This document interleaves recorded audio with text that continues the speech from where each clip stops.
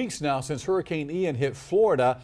Residents there, they continue to pick up the pieces. Oh, absolutely. Some areas totally devastated by the storm. So a Lexington County man is now back at home after spending an entire week helping the victims. He traveled to Florida to help one of the areas that was hit the hardest. News 19's Rachel Ripp caught up with him to learn why he traveled south.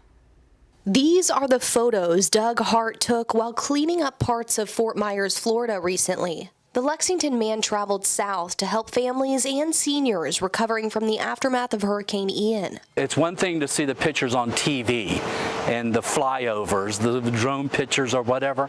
It's another thing to be there because the smells. He helped by tarping roofs, clearing debris in yards, and cleaning out wet, moldy drywall.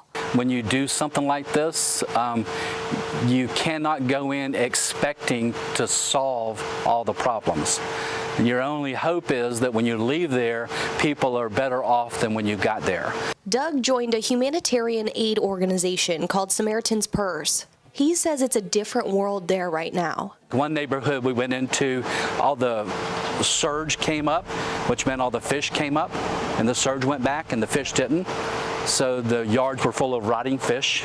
Shannon Daly, a regional manager with Samaritan's Purse, says in Florida the group has 3 sites: Fort Myers, Inglewood, and Punta Gorda. So far, 5,600 homeowners have asked for help, and the group has served 980 people with 4,700 volunteers. She says there is still a lot of work to be done. People are still hurting, people are still recovering, and they will have a long way to go.